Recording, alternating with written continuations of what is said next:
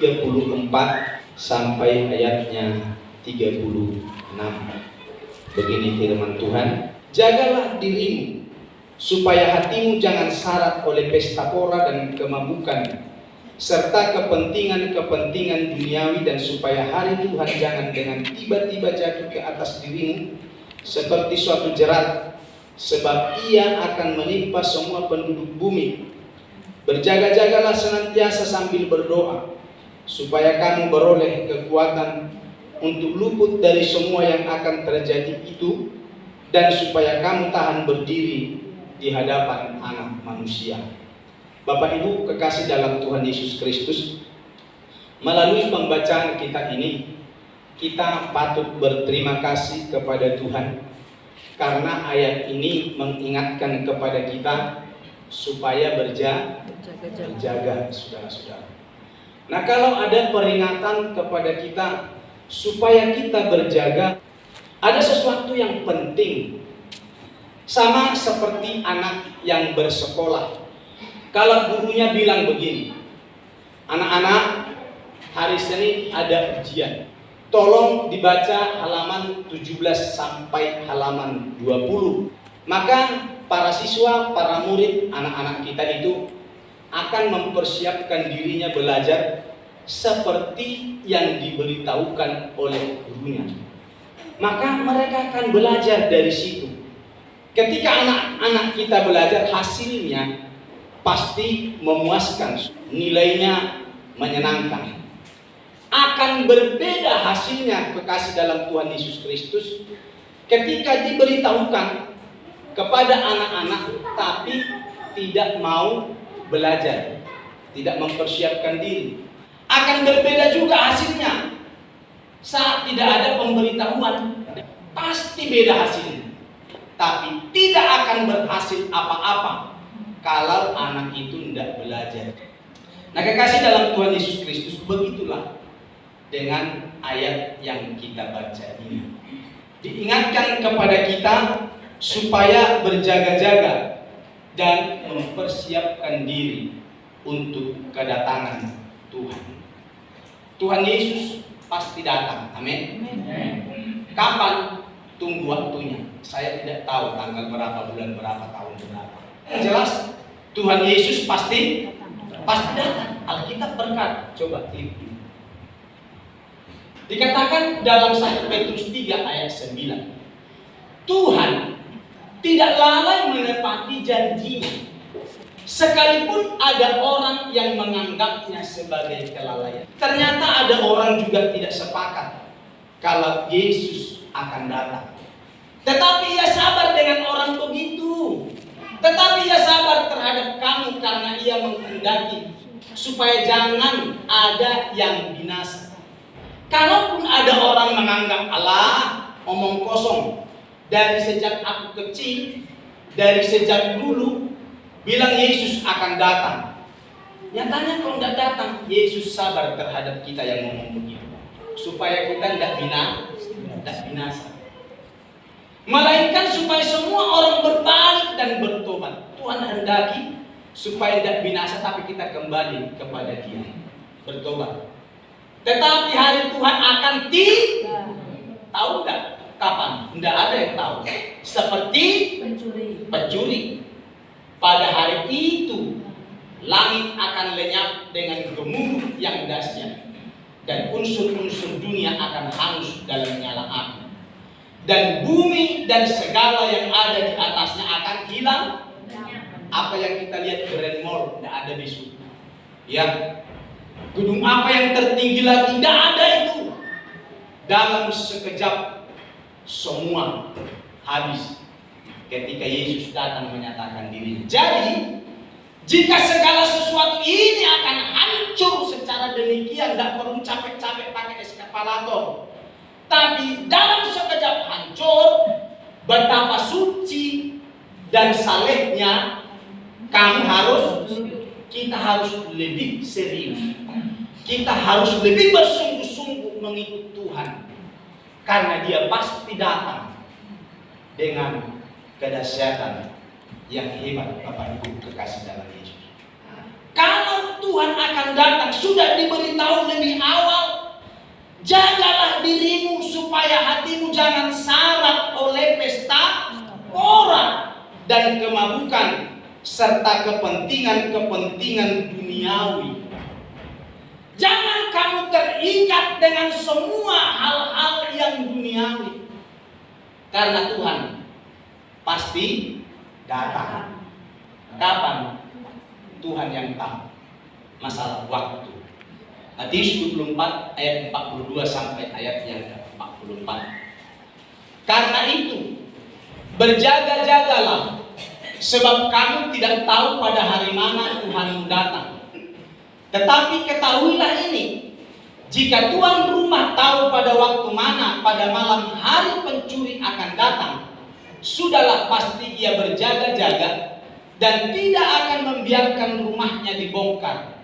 Sebab itu, hendaklah kamu juga siap sedia, karena Anak Manusia datang pada saat yang tidak kamu duga. Pasti datang, tapi tidak ada yang tahu waktunya. Maka berjaga-jagalah. Satu ayat lagi saya tunjukin kepada kita. 1 Tesalonika 5 ayat 1 dan 2. Tetapi tentang zaman dan masa, saudara-saudara, tidak perlu dituliskan kepadamu, karena kamu sendiri tahu benar-benar bahwa hari Tuhan datang seperti pencuri pada malam hari. Puji Tuhan. Intinya kita lihat di sini bahwa Yesus pasti datang, maka diingatkan supaya kita berjaga-jaga. Jaga dirimu supaya hatimu jangan syarat oleh pesta pora dan kemabukan dan kepentingan duniawi yang lain. Saya ingat ada satu nyanyian Pentakosta lama, kapan Yesus kembali.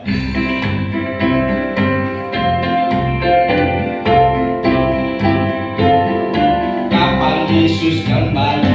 Kapan Yesus kembali ke dalam dunia ini? Sungguh tak lama lagi. Betapa senang hatiku bila sudah bertemu. Hatiku sangat rindu pada Yesus Tuhanku. Kapan Yesus kembali? Kapan Yesus kembali? Haleluya. Ke dalam dunia ini, sungguh tak lama lagi. Betapa senang hatiku bila sudah bertemu. Hatiku sangat rindu pada Yesus Tuhan. Katakan hatiku sangat rindu. Hatiku sangat rindu pada Yesus Tuhan. Yesus pasti datang, saudara. Kapan? Kita tidak tahu dengan waktunya. Tapi pujian kita bilang, sungguh tak lama lagi. Amen. Sekarang kita teruskan dengan pembacaan kita itu tadi, saudara-saudara. Bagaimana kita mempersiapkan diri menanti kedatangan Tuhan? Yang pertama, jangan syarat oleh pesta pora atau kepentingan duniawi seperti ayat yang ke-34 yang kita baca. Jangan syarat oleh pesta pora. Jangan syarat dengan kepentingan duniawi. Jangan kita terikat dengan kepentingan-kepentingan dunia ini kekasih dalam Tuhan Yesus Kristus.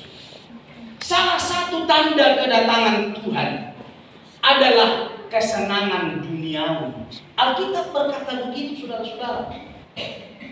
Maka kita tidak susah-susah melihat apakah Tuhan akan segera datang. Bahwa salah satu tandanya yaitu ditandai dengan punya kesenangan daging, kesenangan dunia, kesenangan.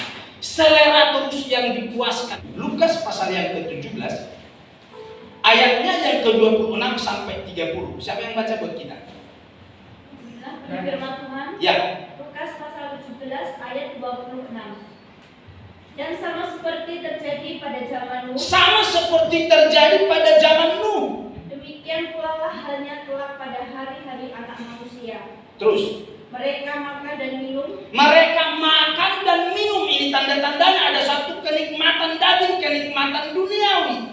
Mereka kawin dan dikawinkan. Kenikmatan daging juga kawin dan dikawinkan. Sampai pada hari Nuh masuk ke dalam bahtera, lalu datanglah air bah dan membinasakan. Nah, pada waktu itu seperti itu peristiwanya, lalu tiba-tiba datanglah air bah. Terus.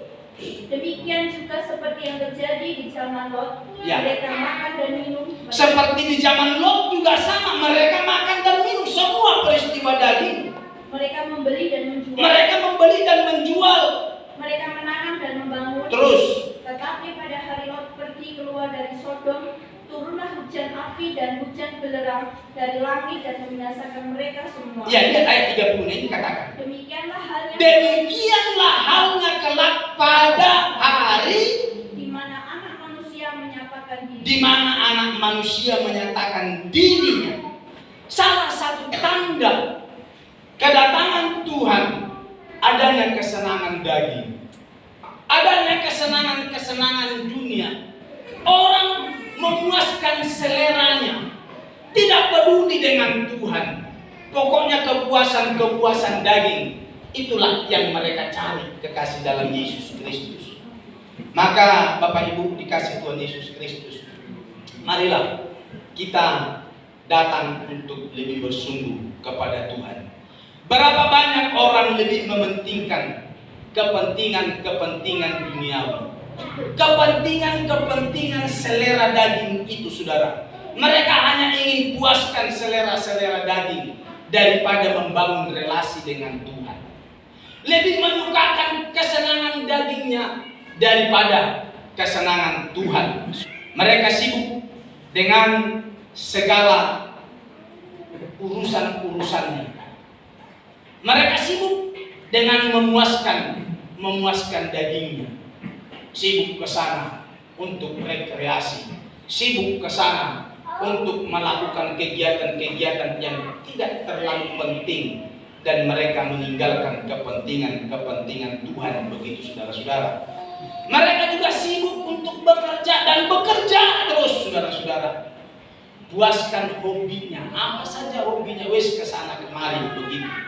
Puaskan seleranya dan seterusnya. Itu saja terus-menerus. Kepentingan Tuhan boleh ditinggal. Semua itu, saudara-saudara yang dikasih Tuhan, sekalipun rasanya secara daging senang, tapi tidak menjamin bahwa kita itu bahagia. Apalagi dijamin kehidupan kekal, tidak jaminan. Tidak. Mari Bapak Ibu saudara yang dikasih Tuhan, kita lebih mengutamakan kepentingan Tuhan. Amin. Maka jangan biarkan hidup kita syarat dengan semua perkara-perkara daging itu. Jangan biarkan hidup kita dipenuhi dan diwarnai dengan pesta pora dan hidup duniawi. Tapi biarlah segala kemuliaan dan segala kehormatan kita berikan kepada Tuhan. Amin. Berikan segala kemuliaan dan kehormatan kepada Tuhan. Yang kita dahulukan adalah Tuhan. Semuanya kita kembalikan kepada Tuhan. Salomo mengingatkan, semua dia bisa dipuaskan secara selera, secara daging, tapi dia katakan itu semua sia-sia. Aku bisa menyewa biduanita, saya bisa mencari wanita-wanita, itu secara daging, kata Salomo. Tapi dikatakan, di luar Tuhan itu semua sia-sia. Aku bisa membeli segala sesuatu, aku bisa memiliki segala sesuatu, tapi di luar Tuhan itu semua sia-sia, kata Salomo. Hebat loh Salomo ini, dia punya pengalaman itu. Coba kita buka ini ayat Pengkhotbah pasal 2 ayat 4 sampai 11. Aku melakukan pekerjaan-pekerjaan besar, mendirikan bagiku apa? Rumah-rumah, menanami bagiku apa? Kebun-kebun anggur. Aku mengusahakan bagiku kebun-kebun dan taman-taman dan menanaminya dengan rupa-rupa pohon buah-buahan, dengan macam-macam pohon-pohonan, macam-macam buah-buahan dan segalanya. Aku menggali bagiku kolam-kolam untuk mengaliri dari situ tanaman pohon-pohon muda. Aku membeli apa? Budak-budak laki-laki. Bukan cuma barang loh, tapi dia mampu membeli budak laki-laki, dia mampu membeli budak perempuan, dan ada budak yang lahir di rumahku. Aku mempunyai juga apa? Banyak sapi, banyak kambing domba, melebihi siapapun yang pernah hidup di Yerusalem sebelum aku, melebihi semua orang pada zamannya. Aku mengumpulkan bagiku juga perak dan emas, harta benda raja-raja dan daerah-daerah. Aku mencari bagiku biduan-biduan dan biduanita sanggup aku bayar itu untuk menghibur diriku dan yang menyenangkan anak-anak manusia, yakni banyak gundik, punya perempuan-perempuan sampai 1000. Dengan demikian aku menjadi besar, bukan cuma besar, bahkan lebih besar daripada siapapun yang pernah hidup di Yerusalem sebelum aku. Dalam pada itu hikmatku tinggal tetap padaku. Aku tidak merintangi mataku, tidak pernah aku halangi mataku apa? Dari apapun yang dikehendakinya. Matanya dipuaskan terus untuk satu selera yang dia suka. Dan aku tidak menahan hatiku dari sukacita apapun. Oh, dia bisa beli biduan-biduanita. Sebab hatiku bersukacita karena segala jerih payahku. Itulah buah segala. Iya, hasil jerih payahku, hasil kerjaku, aku gunakan semua itu memuaskan daging ini.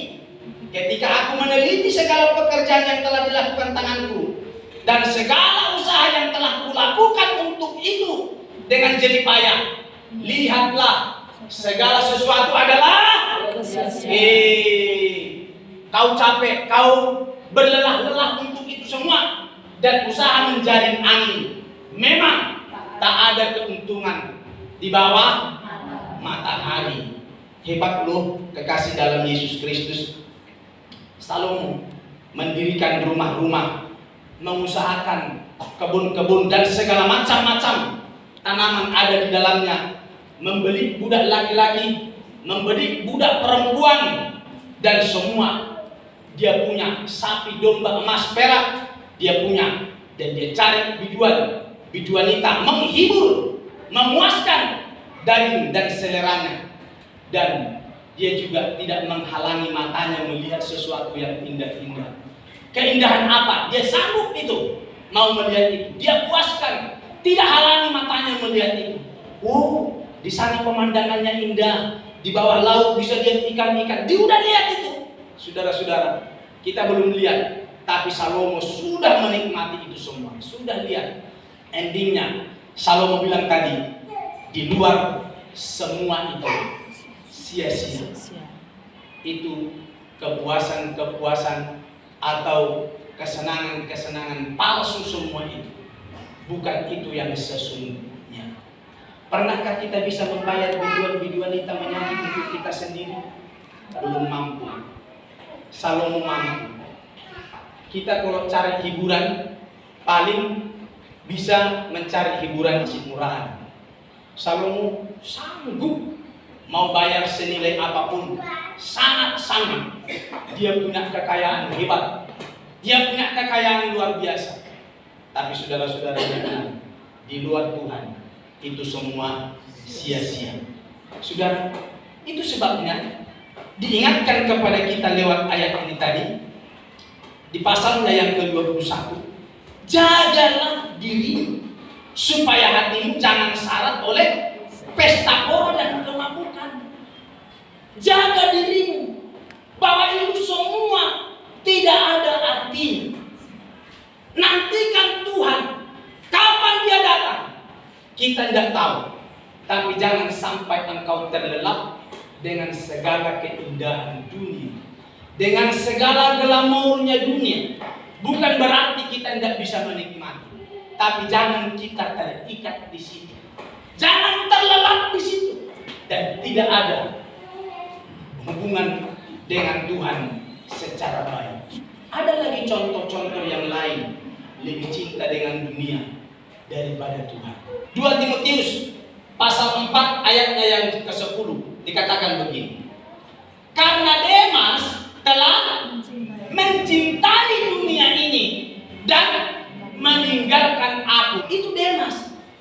Lebih suka kesenangan daging, lebih suka kesenangan duniawi daripada menyertai bersama Paulus melayani.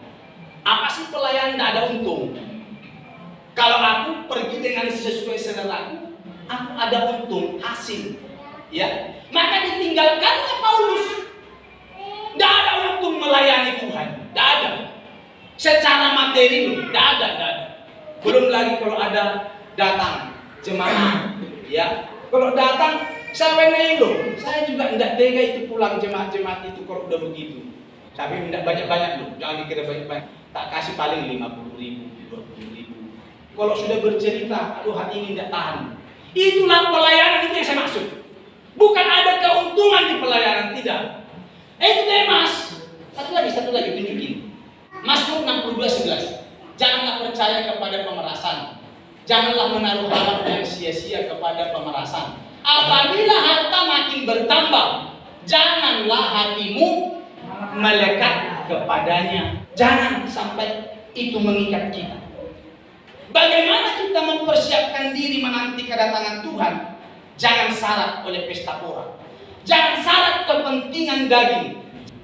Termasuk harta ketika bertambah, jangan terikat di situ.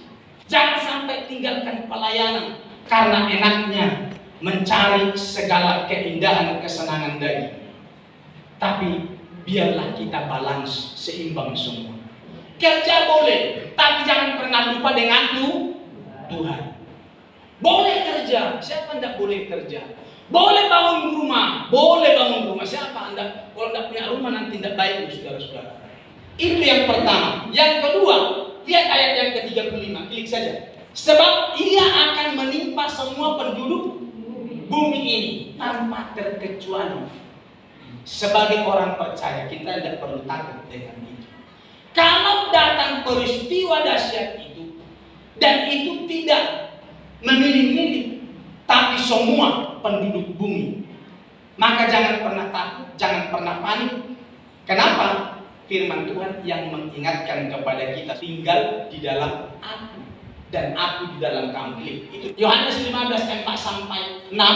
Barang siapa tidak tinggal di dalam aku, ia dibuang keluar seperti ranting dan menjadi kering, kemudian dikumpulkan orang dan dicampakkan dalam api lalu dibakar. Maka jangan pernah takut. Kalau peristiwa itu terjadi, menimpa semua penduduk bumi tanpa kecuali, kalau kita tinggal di dalam Dia, Tuhan luputkan kita. Amin. Tuhan hindarkan kita, Tuhan selamatkan kita. Maka jangan pernah khawatir, jangan pernah takut. Kalau kita ada di dalam Tuhan, pastikan kita ada di dalam Tuhan. Amin. Kita seringkali tidak mau serius, karena orang yang serius itu berbeda. Ketika Tuhan datang, maka kita akan bersama dengan Tuhan. Yang tidak serius tertinggal, Alkitab berkata begitu. Ya, Lukas 17:34-36 dikatakan begini. Aku berkata kepadamu, pada malam itu ada 2 orang di atas satu tempat tidur. Yang seorang akan dibawa dan yang lain akan coba. Ada 2 orang loh. Tapi satu yang keangkat, satu yang tinggal. Ada 2 orang perempuan bersama-sama menghilang. Yang seorang akan dibawa dan yang lain ditinggalkan. Kalau ada 2 orang di ladang, yang seorang dibawa dan yang lain ditinggalkan. Karena itu, kalau ada yang dibawa, ada yang ditinggal, berjaga-jagalah. Sebab kamu tidak tahu pada hari mana Tuhanmu datang. Karena tiba-tiba. Kita jangan menjadi orang yang tertinggal, tapi orang yang dibawa. Siapa itu yang dibawa? Orang yang serius dengan Tuhan. Mari Bapak Ibu kekasih dalam Tuhan Yesus Kristus, mari kita lebih serius dan berjaga-jaga. Karena kita tidak tahu kapan datang. Mungkinkah tengah malam, mungkinkah pada siang hari saat bekerja, tidak ada orang yang mengerti. Tapi tiba-tiba terangkat. Saya senang kalau begini. Semua keluarga GBI DSC Tapen terangkat semua. Tapi mereka yang lain yang tidak percaya Yesus itu tinggal, lalu kita cuma menonton. Mulo, kamu tidak percaya kemarin sama Tuhan Yesus lo. Tapi tidak ada lagi waktu untuk membawamu. Sudah ada pemisah, kan begitu saudara. Saudara kita tidak bisa tolongi lagi. Selesai pada waktu itu. Yang ketiga, berjaga-jagalah senantiasa sambil berdoa supaya kamu beroleh kekuatan untuk luput dari semua yang akan terjadi itu, dan supaya kamu tahan berdiri di hadapan Anak Manusia. Berjaga itu dengan doa. Biasa kita katakan, miliki waktu berdoa 1 jam sehari, 1 jam sehari. Kita sedang berjaga. Mari Bapak Ibu, ayo kita miliki berdoa. Saya ajak kita tetap berjaga di dalam doa. Berdoa sampai Dia datang menyatakan dirinya. Jangan pernah kita terlena dan terlelap dengan semua yang ada di sekitar kita. Mungkinkah itu ya kesibukan-kesibukan? Jangan. Beri waktu kita berdoa, itu kita sedang berjaga. Bahwa soal kedatangan Tuhan ini kita tidak tahu, tapi dengan berdoa itu cara kita berjaga. Lihat COVID-19, tidak ada yang tahu akan datang. Seluruh negara tidak ada yang tahu akan datang pada tahun 20, pada tahun 19 akan ada COVID melanda seluruh dunia. Tidak ada yang tahu, tidak ada yang siap, dan kita dengar itu di TV. Termasuk pemerintah Indonesia tidak mempersiapkan untuk datangnya COVID-19. Ternyata tiba-tiba datang. Semua tidak bisa bekerja. Tutup tempat ibadah, tutup kan? Tutup. Berapa lama itu ibadah? Tidak ada. Tapi kita terus ibadah, saudara-saudara. Itu luar biasa. Tapi yang lain tutup. Artinya yang saya bilang begini, saudara. Ternyata bisa dipastikan semua tidak ada aktivitas ketika corona itu datang. Sampai ada juga perusahaan yang menghentikan pegawainya tidak kerja. Ada pabrik-pabrik dihentikan. Contoh, kami pada waktu itu, kami kan punya pertanian. Tidak bisa panen, tidak ada kerja pabrik, cukup lama. Dan punya penghasilan.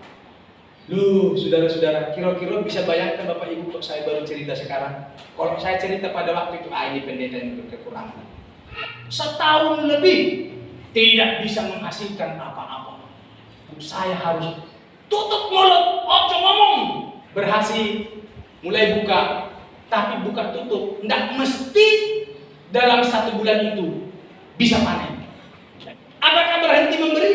Tidak juga, tetap biasa saja. Yang saya mau bilang, bisa tiba-tiba apa saja datang menimpa kita. Maka berdoa. Kesulitan yang lain bisa datang, sakit penyakit bisa datang, yang tidak kita duga-duga bisa datang, saudara-saudara. Maka berjaga dengan berdoa. Bapak Marti ini punya pergumulan berat. Kita sudah doakan hari Jumat yang lalu ya. Kekasih dalam Tuhan Yesus Kristus, datang kepada Tuhan, berjaga di dalam doa. Tuhan Yesus berkata,